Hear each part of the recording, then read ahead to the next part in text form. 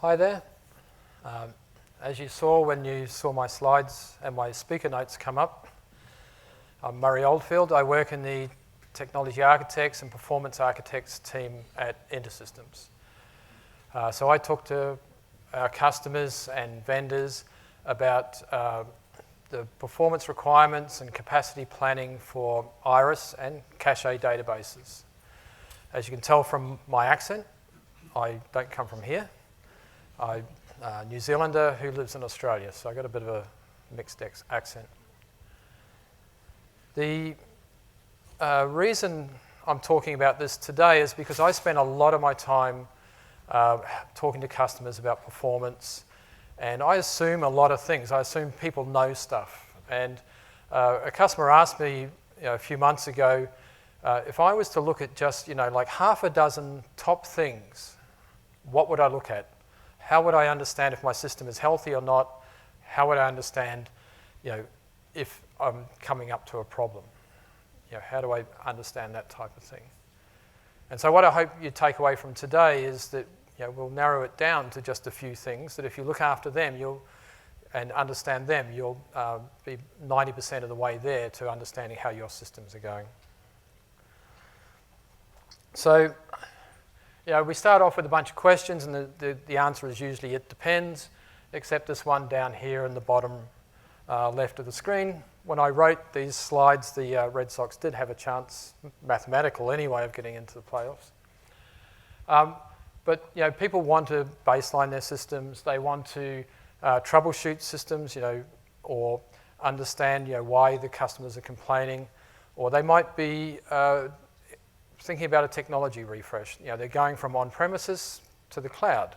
If I'm going to AWS, what do I need to know? Well, I need to, when I'm on-premises, say I've got a big fleet of, hardware and a bunch of VMs and it's all spread out, and, I need some more CPU capacity, well, I can just make my VM bigger. If I make it too big, well, no one usually cares too much. The number of servers, I see, the stats for where they're doing 10% CPU day in, day out, but no one really cares on premises. You start to move to the cloud, you do care about that because you're paying for it. You want to understand before you move to the cloud, what do I look like and what do I need to buy? If I'm going to AWX, do I want to buy an R5 4X large with 16 CPUs and 128 gigs of memory? Will my app fit on that? Because that's how you buy stuff on the cloud. You buy instances by size. Even more importantly, you buy your storage in a different way. On AWS, for example, in Alibaba, you buy it, depending how many gigabytes you get, is how much IOPS capacity you get up to a limit. So if you don't know what your IOPS are, how much I/O, reads and writes you're doing on premises, how can you size for the cloud? And it goes up to limits. You might need more, you might need less. And when we help customers move to the cloud, one of the things we do is we're much more focused on right sizing rather than adding a bit of a fudge factor for just in case and things like that. So we'll start off collecting a minimum metric set. That's what it's all about. If you do this, you're going to get 90% of the way there. Now we have within Iris and Cache a bunch of metric tools. There's History Monitor and System Monitor, and I could pretty much bet that nobody in this room is using the History Monitor that's included with Cache. Is anybody using History Monitor? No. It's been there for years. It collects statistics, it rolls them up, it gives you averages. It's really interesting. You can collect stuff with SNMP and so on, and there's third-party applications. But what I'm going to focus on is what I use. I'm going to give you my experience. And I use the one in red there, the SystemPerformance, or in the old days it used to be called pButtons. Because that gives me pretty much everything I need to do to understand what my system's doing. It ships with Iris. What it does is it lists out metrics, like kernel metrics, like if you're on Red Hat, it'll give you what you see in VMstat, like what's my CPU doing, what's my I/O stat, what are my disks doing. If you're on Windows, it'll be Windows Performance Monitor. If you're on VMS, it'll be goodness knows what, but something. Who here has run pButtons themselves? So like maybe a third of people. So at least you're familiar with what I'm talking about. There's no cost to running pButtons. It's just collating metrics that the system is actually collecting anyway. It's customizable too. You can actually, if you've got your own monitoring that you want to include, you can actually include it, and we'll see what it looks like. So here's the output of a pButtons report. So this is running on a system for a time. You can run it for 5 minutes or 24 hours or sometime in between. And what it does is it collects the different sorts of metrics from the system, from Iris, from the operating system itself, and at the end of its runtime, it collects them all up and it puts them in an HTML file in one place. And that's really handy because then if you're talking to WRC because you've got a performance problem that they're diagnosing, you can zip it up and you can email it to them or FTP it to them. If you want to give it to somebody else in your organization, you've got one thing to give them. As you see, it's just got different sections for different statistics, and you can just click on it and move through it. So far, so good. The information is just a time series, and depending whether you've got a 1 second or a 10 second or whatever, it'll just list out what the performance metrics are at that time. So this is MGStat. So MGStat is Iris metrics. So things like global references or physical reads, these are all per second values. The actual what the columns mean is in our documentation, but I'm only going to talk about a few of them. Now, unless you live in the matrix, this is not really the best way to view this type of information. It's very hard to grok, if something's going on in here, especially if you've got 24 hours worth at a 5-second tick. So we'll talk about how you run it, which is you can run it interactively. You can just say do up arrow system performance or do up arrow pButtons if you're running cache. And there's some choices on the menu we've pre-populated, but you can actually set your own. And what a lot of customers do is create something that's more meaningful for them. What I recommend is that you schedule it to run every single day. And that's a bit of a concept for people, but all you're doing is collecting up a bunch of metrics, and then you've got them available now. What was the system like last week or a month ago or a year ago, however long you want to keep this data.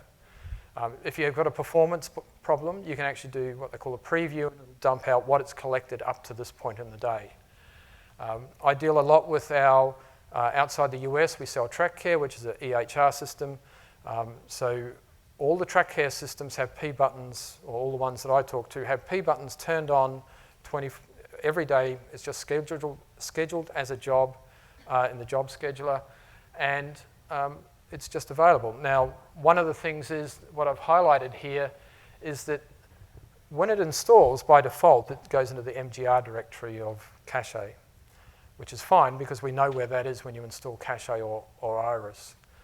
But that's usually not a good idea. So you can actually change its location. So you don't want all of these pButtons files, and they can be big. The Windows ones can be hundreds of megabytes because the Windows perfmon is so verbose.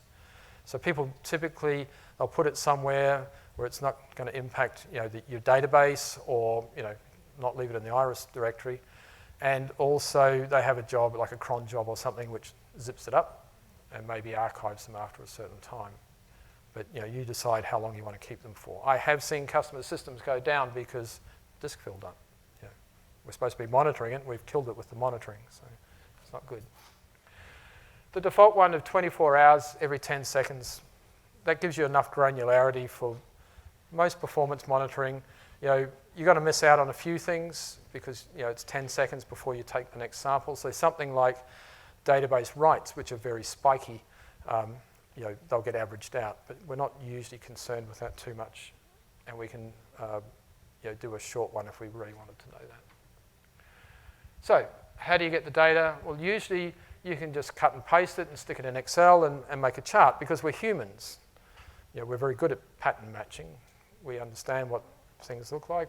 This is an actual customer site, so across the 24 hours, and this is the global references. So how many how many times the database is touched by the processes, your programs, your application across the day.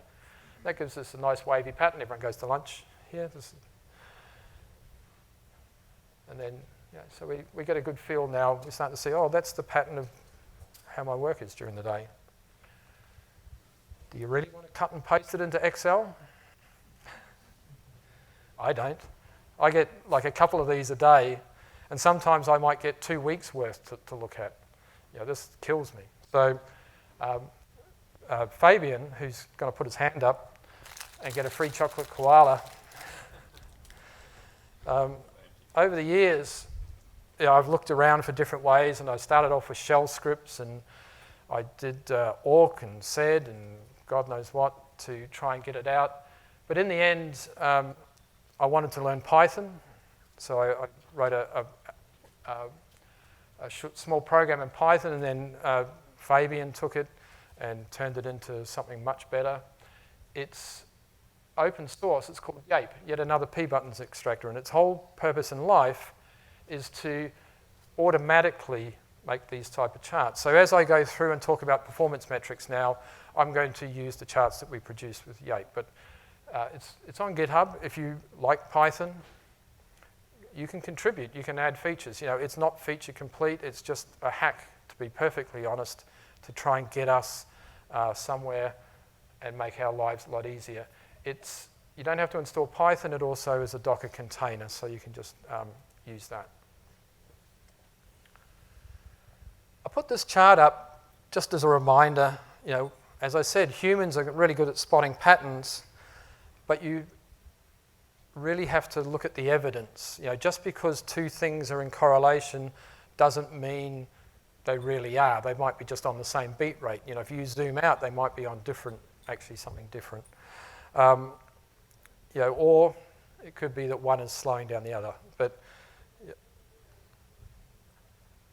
So what we're talking about here is resources. What drives your system? Well, it doesn't matter whether you're in the cloud or on premises. You still have CPU, you still have memory, you still have I/O. Your network and your disk. You still have that stuff. It might be virtualized and abstracted away from you, but as far as your operating system and your application that's running an Iris, it still thinks it's got that stuff. So we want to understand that.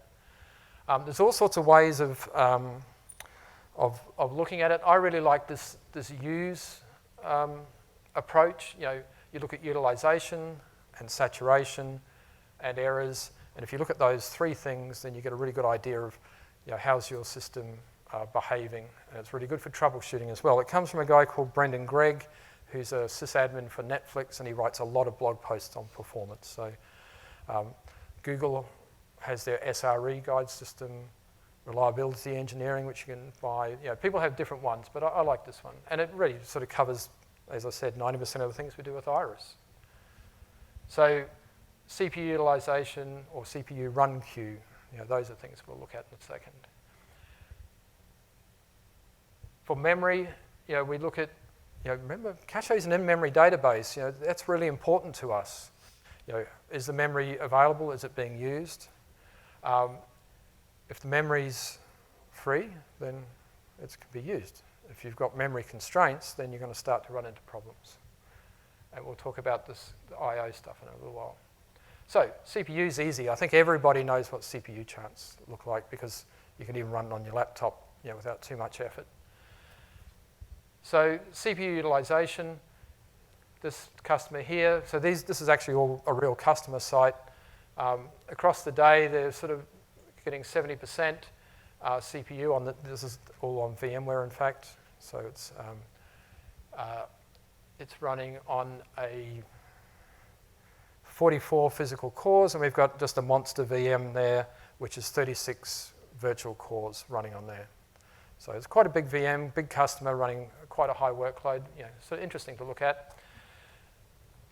So this one, the saturation, the run queue. As long as the run queue is less than the number of CPU cores, things are pretty good. So every time your processes, your application goes to do something, it sticks that little job on the run queue in the kernel, and then the kernel allocates a processor, and it goes off and does that thing. So as long as you're not starting to queue up like you do at the supermarket, or as we were last night trying to get up to the 50th floor, then things are cool.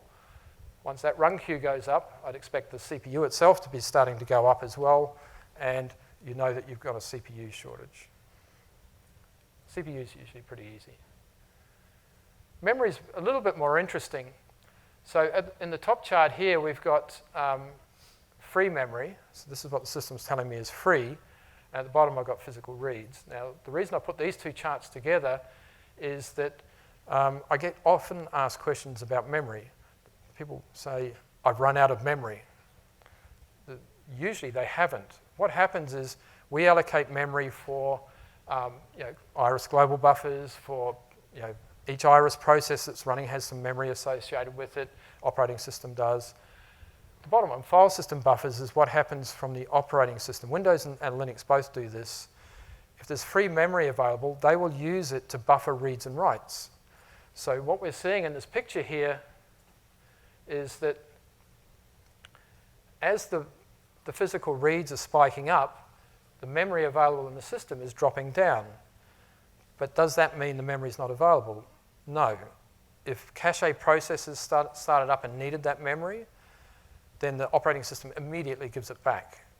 So even though during the day it looks like we're running out of memory, we've sized the system so that there is memory available. And we know that because when we look at the queue, the paging, it shows there's, maybe you get page out, but if there's any page in, then you know your memory is starting to swap in and out. Now, if your memory, which is super fast, gets paged out to disk and then needs it again, it's like, you've seen those comparisons. If it takes a day to get your memory out of memory, it takes a millennium to get it off disk.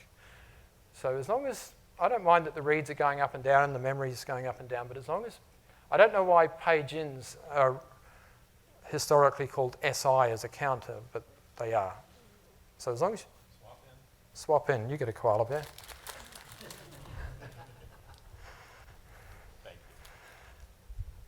So there you go, I've learnt something today. So we're monitoring free memory and we're monitoring paging. Another sort of queue, and we'll get to storage in a minute, this chart's showing total CPU utilization, and we're also looking at wait on I/O. So that's where my CPU is ready to do some work. My processor is ready to do something. But I can't do that because I'm waiting for some data off disk or something off the network. So monitoring wait on I/O, the latency of the CPU, is actually a really good metric. I've seen customer sites where this is up in the 20s, and that tells me the next thing I should look at is disk, because CPU shouldn't be waiting on anything. So now we'll talk about a couple of Iris metrics, because you only really need to look at a few to start with. We can dig deep when we have to, but most times it's good. Global references is a really good metric to tell you what work your system's doing. Global references is every time you touch a global, for reading or writing or updating or anything, it gets recorded. So that's a nice metric that shows you what's happening during the day. In this granularity, it gets a bit sort of spiky, but you can see the flow, and you can see it really matches CPU. And that sort of makes sense. If my database is doing something, well, it's typically doing it with the CPU. So keeping sort of mapping Glorefs and CPU, you start to see the pattern of the workflow. If you're running, this is an EHR system, that's why it's quieter at night. Maybe they're running some batch jobs over there. But if you're running a health share or a health information exchange, you're going to have a completely different picture, but you need to know what's normal. You need to baseline this stuff. Here's routine references, and this is a problem. This just happened to sort of come in when I was making the slides for this presentation. The customer was saying, this is a lab, the customer was saying, the users are complaining their jobs are taking longer than they used to. And it started on Friday night. So what do we look at? Well, CPU actually had gone to 100%. But I wanted to show a routine references chart too, because there's a little bit of a story to this one. Obviously, Friday night, somebody's put a patch in, gone YOLO, you only live once, and gone to the pub.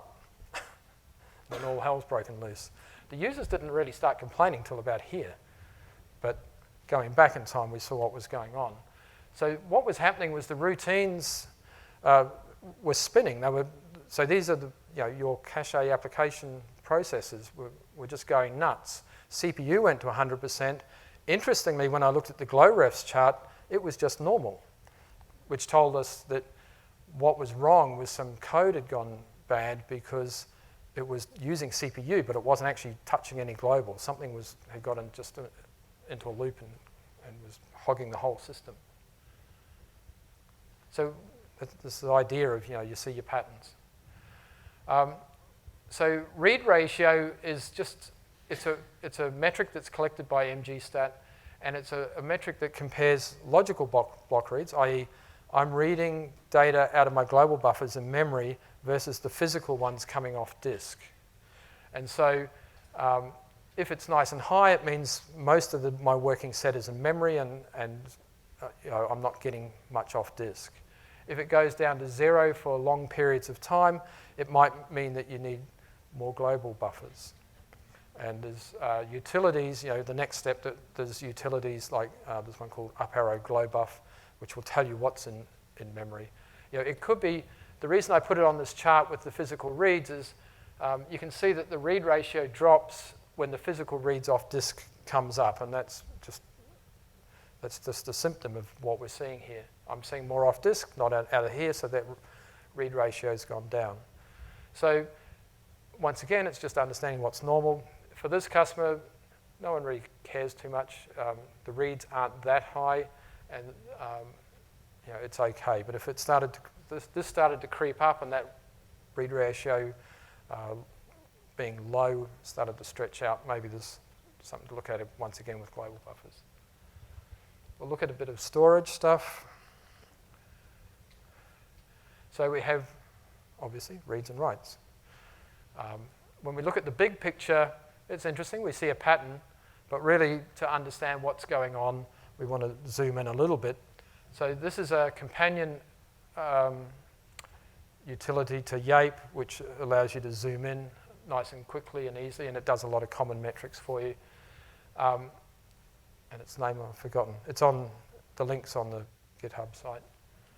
So what we're looking at here is the read latency looks pretty bad here, actually, because we usually want physical reads to be in single-digit milliseconds for iris and cache databases, for transactional databases.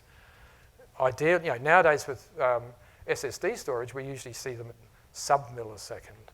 But we're seeing here that it's spiking up to 40, 20, 40. So this system's actually pretty slow. But when we zoom in and actually look a bit closer, we see that, they are pretty much transient spikes. So yes, something's going on, but it's not a big area of concern at the moment. It's still mostly, the percentile here is, 95th percentile is, everything's pretty good. Now, if we start to see this stuff creep up more and more, then once again, we've got a I/O thing to look at. Physical writes. So the cache write cycle is that we only write, so we work in our global buffers in memory, doing all our updates, ideally doing reads out of there as well. And then every 80 seconds, or when a queue fills up, whichever comes first, we write everything out to disk, and that's these spikes you're seeing here. So that's how cache and iris work. And it's just a very efficient way of doing things.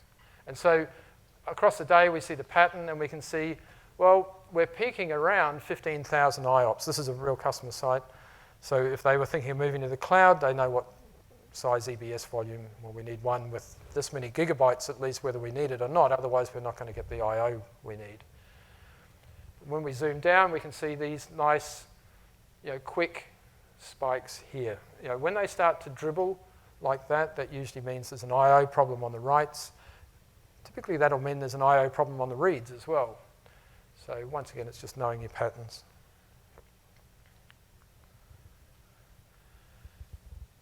We actually do publish what I just talked about.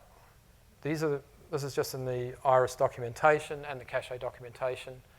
So we have, when you do random reads, we want them, single-digit milliseconds, maximum 15. Nowadays it really should be single digits, and the same for writes.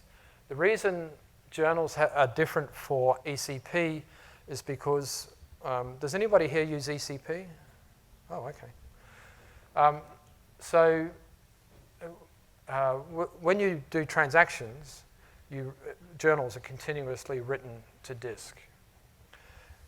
When we do our shared buffer, ECP, we're spreading the memory now across multiple servers and the processing across multiple servers. All the I/O still happens on the DB server only.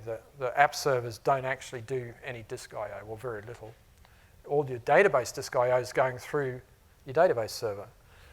But we have to do a lot more writes to the journal disk to keep all of the updates that's going on across the ECP application servers persisted to disk. So without going too far down a rat hole, the short story is that when you use ECP, your journal writes would go from hundreds to thousands per second. So your journal disk requirements actually change on ECP. And this sort of forces that issue as well. So if you look at your systems, the people running ECP, I would expect to see a lot higher journal writes than I would, because it keeps rewriting the end of the journal buffer continuously to make sure it's persisted to disk all the time. It's really important that you think or you talk to people who care to instrument your applications as well. So I work with, outside the US, we sell our EHR system, TrackCare. We instrument that a lot. We keep a lot of metrics, things like the component. So TrackCare is a browser-based EHR system, and so to create what appears on the browser, it creates the components on the server, and then they're displayed. So we keep track of what we call component response time. So the short story is we're measuring how snappy the system is for our customers, our end users who are sitting at the end of the screen, the nurses and doctors and so on. If it goes above a second, we actually have concerns. So that might mean that some code has to be optimized, or there's an index that's not right, or something like that. We keep track of how many global references and lines of code are executed per component. So once again, we can troubleshoot if something starts to creep up, instead of tracking horizontally across a time series chart that's going, climbing up like a mountain, it might mean there's an index that's not being utilized or should be utilized, and every time we're requesting some information, we're walking a longer and longer and longer file. So keeping those metrics, those type of things aren't obvious by just looking at Glorefs. We might just see Glorefs are going up generally over time, but instrumenting our application allows us to understand where those Glorefs are being used. So whatever's important for your organization. Okay, so we're getting to the end. So key metrics, CPU, Glorefs, storage. So the takeaway really is, capture all your metrics all the time, or those metrics all the time. Use pButtons. It's there. It's free. There's no real cost except for a bit of disk space to use it.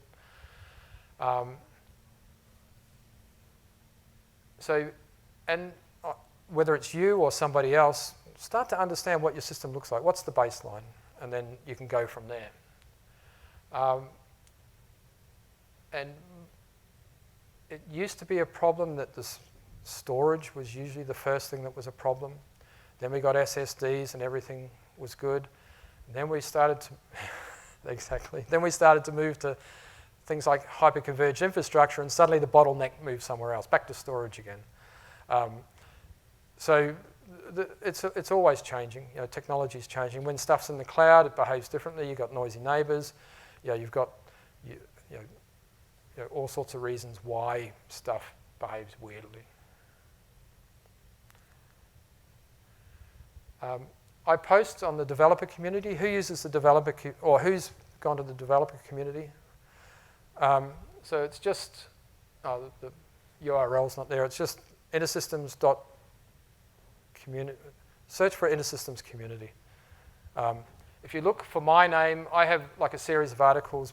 I focus mainly on performance stuff, VMware, a bit of hyperconverged. I try and keep it going, but yeah, it tells you, there's some videos, for example, tell you how to use YAPE and things like that, if you want to quickly run up a container and give it a go. So that's a great resource. There's a lot deeper into the weeds stuff than I talked about today. If you could please just open your app and fill in the survey. And we just do like to get feedback to understand what we're going to show at Global Summit and so on. I feel a bit like an Uber driver. Does anyone want another suite? And there's one more thing. So that's great, but we're pretty much always looking in the rear view mirror. We're running pButtons 24 hours a day, but if something goes wrong,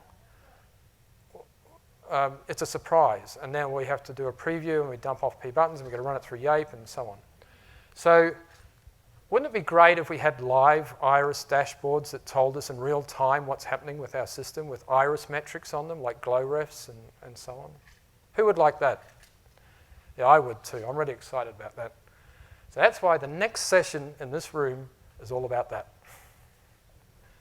And, pardon? Different room. Oh, is it a different room? Oops. I thought it was the same. Oh, Suffolk. In Suffolk, on the 3rd floor, is all about that. So if you are interested in that, it's just downstairs, and it's near the elevators. So with that, we've got time for questions if you have them. So the question was, is the system performance collection turned on automatically? It is being collected, but for you to collect it, you have to do an action. You have to start that system performance monitor or start history monitor or one of the other things, yeah. So it's being collected, but you have to take an action to service it. So I see that Carrot sign system performance. Yes. So is it kind of auto scheduler?